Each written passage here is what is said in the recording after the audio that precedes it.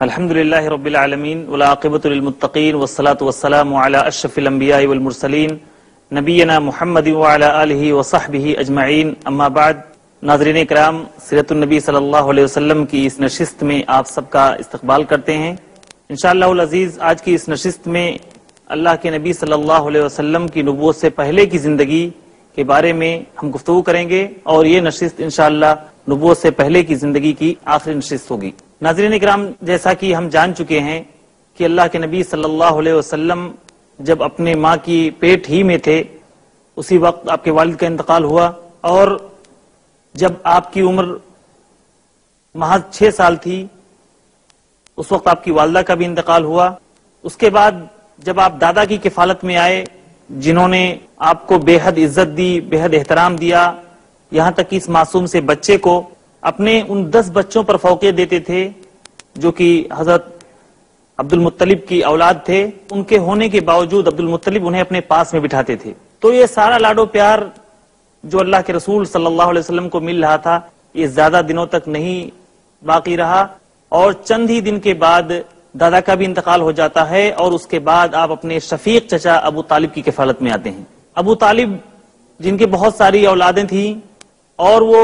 عزت و شرافت ہونے کے باوجود بہت زیادہ مالدار نہیں تھے، لیکن صلی اللہ علیہ وسلم جو کہ اللہ کے رسول اپنے چچا ابو طالب کے سگے بھتیجے ہیں، اور یہ عبداللہ کے سگے بھائی تھے، انہوں نے اپنی اس بھتیجے کی محبت اور شفقت میں کوئی کسر نہیں چھوڑی، اور ہر ممکن کوشش کیا کہ یہ بچہ یتیمی کا احساس نہ کرے، اس بچے کے دل پہ کوئی ایسا خوف طاری نہ ہو، کوئی ایسا ڈر طاری نہ ہو جس کی وجہ سے اس کی شخصیت بگڑ جائے یا اس کی زندگی پہ اثر انداز ہو جائے۔ لہذا ابو طالب ہر ممکن کوشش کرتے تھے کہ اس بچے کی تربیت کے لیے جو بھی ممکنہ وسائل ہو سکتے ہیں انہیں اپنایا جائے۔ ایک بار مکے میں قحط سالی آئی، بارش ہونی بند ہو گئی، تو مکہ والے ابو طالب کے پاس آتے ہیں، چونکہ ابو طالب کو سرداری حاصل تھی، آپ قریش کے سردار تھے، تو لوگ آ کے کہتے ہیں ابو طالب آپ دیکھ رہے ہو بارش نہیں ہو رہی ہے، اللہ رب العالمین سے دعا کرو کوئی راستہ بنے، بارش ہو، ورنہ تو چوپائے وغیرہ تو سب مر جائیں گے۔ چنانچہ ابو طالب اس معصوم سے بچے کو، چھوٹے سے بچے کو، اس کی انگلی پکڑ کے لے کے آتے ہیں، نبی اکرم صلی اللہ علیہ وسلم کی انگلی پکڑ کے، اور کعبہ کے پاس، کعبہ کی دیوار سے ان کی پیٹھ ٹکا کے بٹھا دیتے ہیں اور دعا کرتے ہیں۔ چنانچہ اللہ رب العالمین نے اس بچے کی برکت سے اس قدر بارش نازل کی کہ پورا مکہ اس سے سیراب ہو گیا۔ ایک بار ابو طالب نبی اکرم صلی اللہ علیہ وسلم کو تجارت کے لیے شام لے کر جا رہے تھے۔ ابھی آپ کی عمر مشکل سے 12 سال کی رہی ہوگی۔ راستے میں جب بصرہ کے مقام پہ پہنچتے ہیں جو کہ رومی بادشاہوں کے کنٹرول میں تھا، تو وہاں پہ ایک گرجا گھر کے پاس ابو طالب پورے قافلے کے ساتھ قیام کرتے ہیں، وہاں پہ رکتے ہیں۔ تو اس گرجا گھر میں جو ایک راہب تھا جس کا نام جرجیز تھا، اور یہ بحیرہ راہب کے نام سے مشہور ہے، یہ اپنی خلاف عادت اپنے اس گرجا گھر سے نکل کے باہر آتا ہے۔ یہ جو قافلہ آیا ہوا تھا، یہ جو وفد آیا ہوا تھا، اس کو دیکھ کے اس راہب کے دل میں کچھ عجیب سی کیفیت طاری ہوئی جو عام زندگی میں اس کے ساتھ نہیں ہوئی تھی۔ چنانچہ وہ نکل کے باہر آتا ہے اور پورے قافلے والوں کی میزبانی کرتا ہے، ان کی ضیافت کرتا ہے، اور جب اس کی نگاہ اس معصوم سے بچے جن کی عمر نبی اکرم صلی اللہ علیہ وسلم کی عمر اس وقت محض 12 سال کی تھی، اس بچے کو دیکھتے ہیں، اس کے چہرے کی چمک، اس کے نور اور اس کی تمازت اور اس کے پیشانی پہ پائے جانے والے علامات کو یہ راہب محسوس کرتا ہے، تو کہتا ہے کہ یہ تو سید العالمین بنیں گے، یہ تو ساری دنیا والوں کے لیے سردار بنیں گے، انہیں اللہ رب العالمین نبی بنائے گا، سید بنائے گا، اور اپنی قوم کے لیے، پوری دنیا والوں کے لیے سردار بنائے گا۔ تو ابو طالب پوچھتے ہیں کہ آپ کو یہ کیسے معلوم ہوا کہ میرا یہ بھتیجا ایک دن سید العالمین بنے گا اور یہ نبوت کے منصب سے سرفراز ہوگا؟ تو اس نے کہا دیکھو، میں اس بچے میں کچھ علامات پا رہا ہوں، میں نصرانی ہوں، میں راہب ہوں، میں نے انجیل کو پڑھا ہے اور اس میں جو بشارت دی گئی ہے نبی کے آنے کی وہ ہم نے پڑھ رکھا ہے، اور وہ جو علامات اس کتاب میں دی گئی ہیں وہ اس بچے میں پورے طور پر محسوس کر رہا ہوں۔ اور میرا ایک مشورہ مانو، آپ لوگ اس بچے کو یہاں سے آگے نہ لے کے جاؤ، ورنہ اس کے لیے خطرہ ہے۔ شام میں یہودی لوگ رہتے ہیں اور وہ لوگ جانتے ہیں، انہیں انتظار ہے کہ ایک نبی آئے گا، انہیں انتظار ہے کہ وہ نبی جب آئے گا تو ہم پوری دنیا والوں کے خلاف اس نبی کو اپنے ساتھ لے کے جنگ کریں گے، لیکن انہیں یہ احساس ہے کہ وہ نبی یہودیوں میں سے ہوگا، وہ انہی میں سے ہوگا، اور جب دیکھیں گے کہ یہ شرف اور یہ مرتبہ اور یہ رتبہ اور یہ بلند مقام ان کے بجائے کسی اور قوم میں کسی اور کو حاصل ہو گیا ہے، تو وہ اسے قطعی طور پر برداشت نہیں کریں گے اور حسد سے جل بھن اٹھیں گے اور اسے ہر ممکن کوشش کریں گے کہ اس معصوم سے بچے کو جو بھی ممکنہ تکلیف ہو سکتی ہے وہ دیں۔ لہذا میرا مشورہ مانو، آپ اس بچے کو لے کے شام بالکل نہ جاؤ۔ ابو طالب اس راہب کے مشورے پر عمل کرتے ہیں اور وہاں پر کچھ غلاموں کے ساتھ جو کہ قافلے کے ساتھ تھے، ان کے ساتھ اللہ کے نبی صلی اللہ علیہ وسلم کو واپس بھیج دیتے ہیں۔ آپ کو بجائے اس کے کہ شام لے کے جائیں، وہیں بصرہ کے مقام سے اللہ کے نبی صلی اللہ علیہ وسلم مکہ واپس آ جاتے ہیں۔ اسی کے ساتھ ساتھ اس زمانے میں جبکہ اللہ کے نبی صلی اللہ علیہ وسلم ابھی نبوت کے منصب سے سرفراز نہیں ہوئے تھے،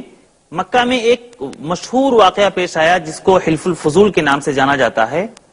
جیسا کہ ناظرین کرام آپ سن چکے ہیں کہ اللہ کے نبی کریم صلی اللہ علیہ وسلم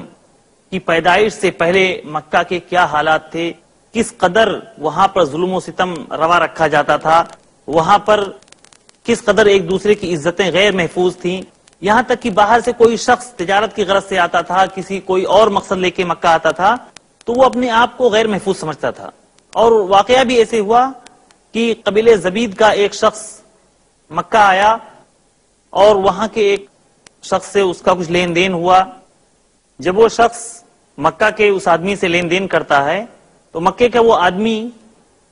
اس لین دین میں بے ایمانی کر جاتا ہے اور اس کے مال کو یا اس کا جو معاوضہ تھا وہ دینے سے لیٹ پیٹ کرتا ہے، اس میں آناکانی کرتا ہے۔ تو وہ شخص اپنی مظلومیت کو لے کے مکہ کے بہت سارے قبیلوں کے پاس جاتا ہے اور اپنی حالت بیان کرتا ہے کہ دیکھو میرے ساتھ اس طرح کا معاملہ ہوا ہے اور میرے ساتھ اس طرح کا ظلم ہوا ہے، میں اس مقصد کے لیے یہاں آیا ہوا تھا لیکن میرے ساتھ اس طرح کی چیز کی جا رہی ہے، اس طرح کی حرکت کی جا رہی ہے۔ کوئی بھی شخص اس آدمی کی فریاد سننے کے لیے آگے نہیں آیا، لیکن زبیر بن عبد المطلب اس آدمی کو ساتھ لیتے ہیں اور بہت سارے لوگوں کو، جس میں بنو مطلب، بنو ہاشم، بنو زہرہ، بنو تمیم، ان لوگوں کو اکٹھا کر کے ایک معاہدہ بناتے ہیں، ایک معاہدہ طے کرتے ہیں کہ مکہ میں جس شخص پر بھی ظلم ہوگا، چاہے وہ مکے کا رہنے والا ہو یا باہر سے آنے والا ہو، اگر اس پر کسی قسم کا ظلم ہوتا ہے تو اس ظلم کے خلاف ہم آواز اٹھائیں گے اور مظلوم کی فریاد رسی کریں گے، حق والے کو اس کا حق دلائیں گے۔ جاہلیت کے اس پرفتن دور میں یہ اٹھنے والی جاہلیت کے خلاف سب سے بڑی آواز تھی، اور اللہ کے نبی صلی اللہ علیہ وسلم خود بھی اس معاہدے میں شریک تھے۔ چنانچہ نبوت کے بعد بھی اللہ کے رسول صلی اللہ علیہ وسلم اس معاہدے کا ذکر کیا کرتے تھے اور کہتے تھے کہ عبداللہ بن جدعان کے گھر میں جاہلیت کے دور میں جو معاہدہ ہوا تھا، ظلم کے خلاف جو آواز اٹھائی گئی تھی، آج بھی میں پسند کرتا ہوں کہ اس طرح کا کوئی معاہدہ ہو تو میں اس کا ساتھ دوں۔ حق کا ساتھ دینے کے لیے انسان کو یہ نہیں دیکھنا چاہیے کہ یہ کس مذہب سے، کس مسلک سے، کس قوم سے، کس دین سے تعلق رکھتا ہے۔ حق جس کے بھی ساتھ ہو اس کے ساتھ ہونا چاہیے اور اسی کا ساتھ دینا چاہیے۔ اللہ کے نبی صلی اللہ علیہ وسلم فرمایا کرتے تھے کہ میں سرخ اونٹوں کے مقابلے میں اس طرح کے معاہدے کو زیادہ پسند کرتا ہوں۔ تو یہ اللہ کے نبی صلی اللہ علیہ وسلم کی نبوت سے پہلے جو آپ کی زندگی تھی اس میں ایک مشہور اور فیمس واقعہ گزرا ہے۔ اس کے بعد جب اللہ کے نبی صلی اللہ علیہ وسلم کی عمر ابھی 35 سال کی ہوئی تھی، ایک مشہور واقعہ پیش آتا ہے خانہ کعبہ کی تعمیر کا۔ کعبۃ اللہ، اللہ کا گھر بیت اللہ، جس کو ابراہیم اور اسماعیل نے کھڑا کیا تھا، اس کی دیواریں بہت زیادہ اونچی نہیں تھیں، محض 9 ہاتھ کی اونچائی تھی، اور بہت بار ایسا ہوتا تھا کہ باہر کے چور اس دیوار سے کود کر اندر چلے جاتے تھے اور اس میں جمع کیا ہوا مال لوٹ کے لے کے چلے جاتے تھے۔ پھر یہ دیواریں بہت کافی پرانی ہو گئی تھیں، اس دیوار میں شگاف بھی آ گئی تھی، کمزور پڑ گئی تھی، ایک سیلاب بہت زوردار آیا تھا جس کا رخ کعبہ کی جانب تھا، تو مکہ والوں کو یہ خوف ہوا کہ کہیں ایسا نہ ہو کہ یہ دیوار گر جائے۔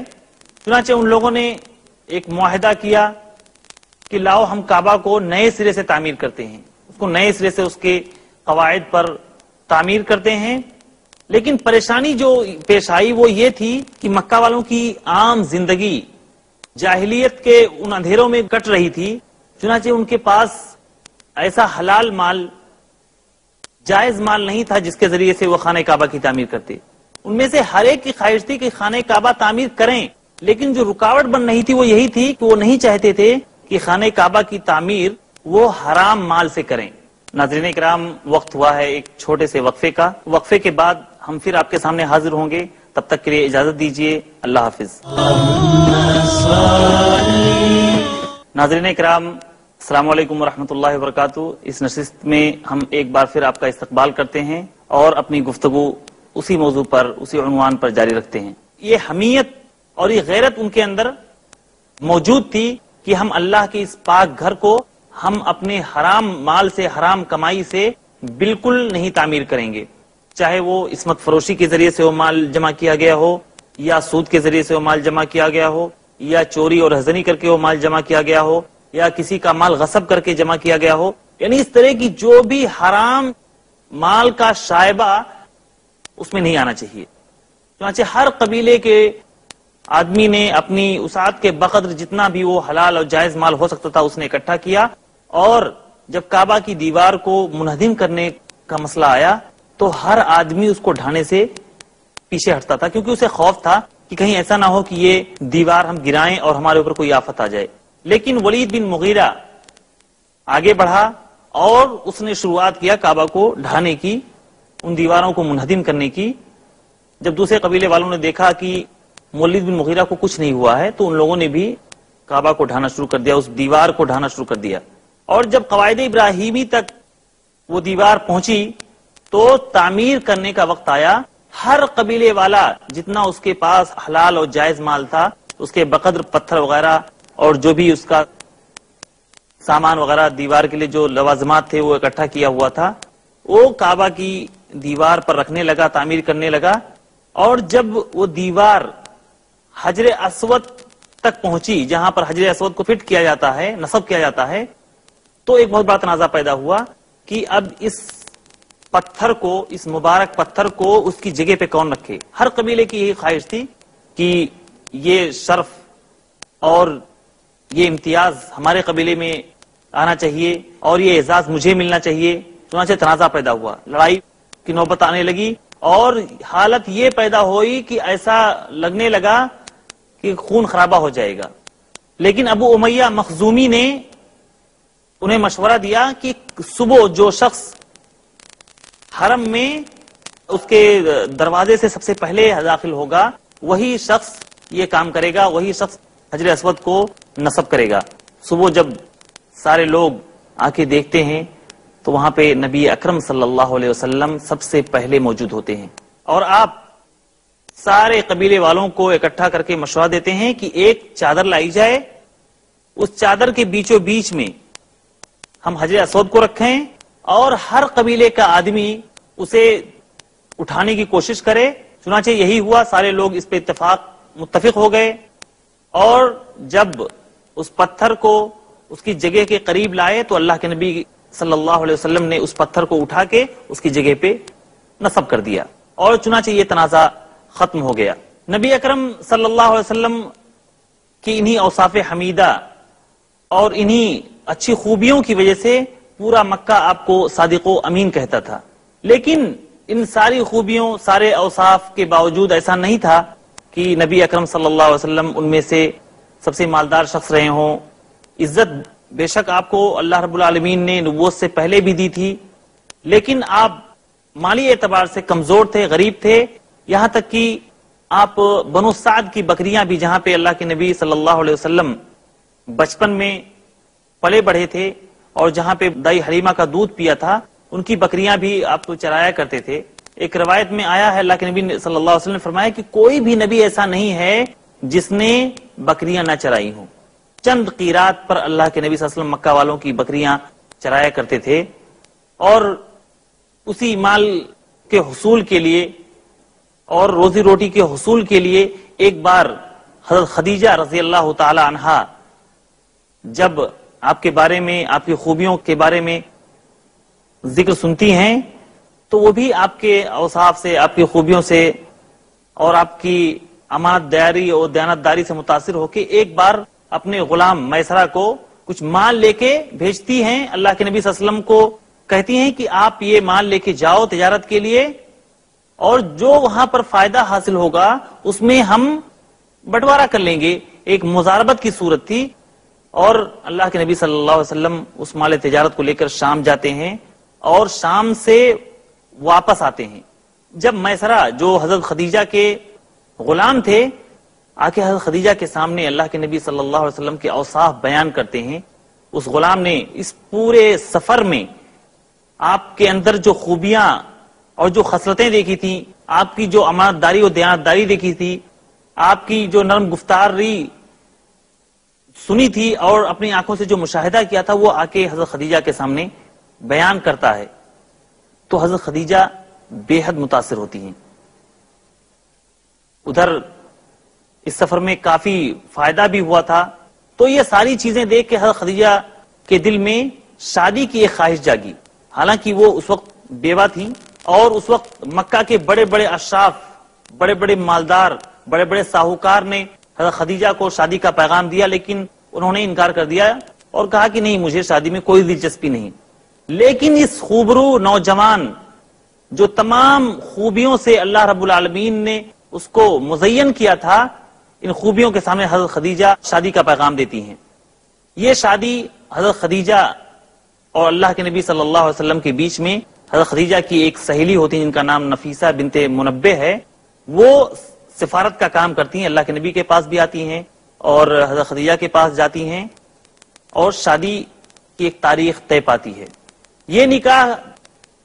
جو اللہ کے رسول صلی اللہ علیہ وسلم نے حضرت خدیجہ سے کیا تھا، کہا جاتا ہے کہ ابو طالب نے یہ نکاح پڑھایا تھا۔ اس وقت اللہ کے نبی صلی اللہ علیہ وسلم کی عمر محض 25 سال تھی،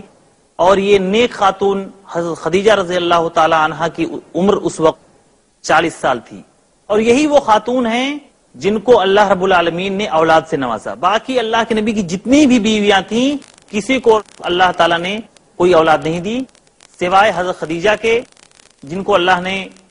4 بیٹیاں اور 2 بیٹے دیے تھے، جن کے نام زینب، رقیہ، ام کلثوم اور فاطمہ ہیں، اور دونوں بیٹوں کے نام قاسم اور عبداللہ ہیں، جنہیں طیب و طاہر بھی کہا جاتا ہے۔ اس کے علاوہ جو ایک اولاد اللہ کے نبی کی ابراہیم ہوئی ہے، وہ حضرت ماریہ قبطیہ، جنہیں مقوقس بادشاہ نے آپ کو ہدیے میں دیا تھا، ان سے پیدا ہوئے تھے۔ اور جب تک حضرت خدیجہ رضی اللہ تعالی عنہا آپ کی زوجیت میں تھیں، اللہ کے نبی صلی اللہ علیہ وسلم نے کوئی دوسری شادی نہیں کی۔ ناظرین کرام، آپ غور کریں کہ جس وقت انسان پورے شباب کی پیک پہ ہوتا ہے، نوجوانی کے عروج پہ ہوتا ہے، اور جس وقت اس کے اندر خوبصورت بیویاں رکھنے، خوبصورت عورتوں سے تعلقات رکھنے کی خواہش ہر وقت جاگتی رہتی ہے، اس وقت نبی اکرم صلی اللہ علیہ وسلم نے جس عورت سے شادی کی تھی اس کی عمر 40 سال تھی۔ بہت سارے دشمنان اسلام اللہ کے نبی پہ اعتراض کرتے ہیں کہ یہ نبی تو شہوت پرست تھا، اس نے کم عمر کی عورتوں سے شادی کیا، اتنی ساری عورتوں سے شادی کیا۔ لیکن آپ غور کریں کہ انسان کو بیوی کی جو ضرورت ہوتی ہے وہ اس وقت ہوتی ہے جب وہ جوانی کے اپنے عروج پہ ہوتا ہے، اور اللہ کے نبی جب اپنے اس جوانی کے مرحلے میں ہوتے ہیں تو آپ ایک 40 سالہ عورت سے شادی کرتے ہیں، اور اس وقت تک کسی دوسری عورت سے شادی نہیں کرتے جب تک کہ وہ آپ کی زوجیت میں باقی ہوتی ہیں، جب تک وہ آپ زندہ رہتی ہیں۔ چنانچہ اللہ کے نبی صلی اللہ علیہ وسلم کے اوصاف پر، آپ کی زندگی پر، آپ کی شخصیت پر جو لوگ کیچڑ اچھالتے ہیں، ان کے لیے یہ واقعہ اور آپ کی زندگی کا یہ پہلو ان کے لیے کافی ہے، ان کی تردید کے لیے، ان کے رد کے لیے اور ان کو منہ چھپانے کے لیے یہی چیز کافی ہے کہ آپ نے ایک ایسی عورت سے شادی کی جو 40 سال کی تھی اور اس وقت آپ 25 سال کے تھے۔ نبوت سے پہلے نبی اکرم صلی اللہ علیہ وسلم کی جو عام زندگی تھی وہ کسی اوباش نوجوان کی سی زندگی نہیں تھی، کسی بگڑے ہوئے نوجوان کی سی زندگی نہیں تھی، بلکہ اللہ رب العالمین نبوت سے پہلے بھی آپ کو تمام قسم کے فتنوں سے، تمام قسم کی برائیوں سے آپ کو محفوظ کیے ہوئے تھا۔ نبوت سے پہلے نبی اکرم صلی اللہ علیہ وسلم کی جو عام زندگی تھی وہ کسی اوباش نوجوان کی سی زندگی نہیں تھی، کسی بگڑے ہوئے نوجوان کی سی زندگی نہیں تھی، بلکہ اللہ رب العالمین نبوت سے پہلے بھی آپ کو تمام قسم کے فتنوں سے، تمام قسم کی برائیوں سے آپ کو محفوظ کیے ہوئے تھا۔ کبھی اگر آپ کے دل میں کوئی چھوٹی سی ایسی چیز کی خواہش جاگی جو کہ آپ کے مزاج کے خلاف تھی، جو کہ آپ کے منصب کے خلاف تھی، تو اللہ رب العالمین نے غیبی طور پر آپ کی مدد کیا اور اس سے محفوظ رکھا۔ چنانچہ ابن الاثیر ایک واقعہ بیان کرتے ہیں کہ اللہ کے نبی صلی اللہ علیہ وسلم بیان کرتے ہیں کہ جب میں چھوٹا تھا اس وقت مکہ کے بالائی حصے میں جو میں بکریاں چراتا تھا، وہاں پر ایک بچہ میرے ساتھ تھا جو بکریاں وہ بھی چرانے میں میرا شریک ہوتا تھا۔ ایک مرتبہ میں نے اس بچے سے کہا کہ آج تم بکری چراؤ، میں جاتا ہوں رات میں دیکھتا ہوں مکے میں ہوتا کیا ہے، یہ کھیل کود، یہ ڈھول تماشے، چل کے میں بھی تھوڑا مزے لوں، دیکھوں کیا ہوتا ہے۔ چنانچہ وہ اللہ کے نبی صلی اللہ علیہ وسلم سننے کے لیے آنا چاہتے ہیں، اور بھی مکے کے قریب ہی پہلے گھر کے پاس پہنچتے ہیں تو ڈھول و تماشے کی آواز سنائی دیتی ہے۔ اللہ کے نبی پوچھتے ہیں کہ یہ کیسا ماجرا ہے، کیا ہو رہا ہے؟ لوگ کہتے ہیں کہ کچھ شادی بیاہ ہے اور لوگ خوشیاں منا رہے ہیں، لوگ ڈھول تماشے بجا رہے ہیں، رقص و سرود کی محفلیں آراستہ ہیں۔ اللہ کے نبی جانے کے لیے بھی سوچتے ہی ہیں کہ آپ کے دماغ پہ ایک عجیب سی کیفیت طاری ہوتی ہے اور آپ وہیں سو جاتے ہیں، اور اس وقت تک سوتے رہتے ہیں جب تک کہ صبح نمودار نہیں ہو جاتی ہے۔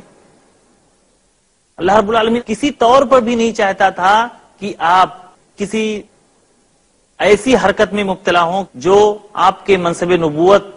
کے خلاف ہو، کیونکہ اللہ تعالیٰ آپ سے ایک ایسا کام لینا چاہتا تھا، آپ کو ایک ایسے منصب کے لیے منتخب کرنا چاہتا تھا جو کہ پوری دنیا کے لیے مشعل راہ ثابت ہو اور پوری دنیا کے لیے نور ہدایت ثابت ہو۔ چنانچہ آپ کو نبوت سے پہلے ہی صادق و امین کہہ کے پکارا جاتا تھا، اور مکے کے بڑے بڑے لوگ، مالدار قسم کے لوگ آپ کے پاس اپنی امانتیں رکھتے تھے۔ آپ کی زندگی کا کوئی بھی زاویہ ایسا نہیں تھا جو کہ کمزور رہا ہو، آپ کے پوری شخصیت پر کوئی بھی ایسی جگہ نہیں تھی جہاں پر کوئی شخص کوئی نقطہ رکھ سکتا ہو۔ تو یہ تھی نبی اکرم صلی اللہ علیہ وسلم کی وہ مختصر زندگی جو آپ نے اپنی نبوت سے پہلے گزاری تھی۔ اللہ رب العالمین سے دعا ہے کہ اللہ تعالی ہمیں اپنے نبی آخر الزماں سے زیادہ محبت کرنے اور ان کے اسوے کو اپنی زندگی میں اپنانے کی توفیق عطا فرمائے، آمین، وما لنا الا البلاغ۔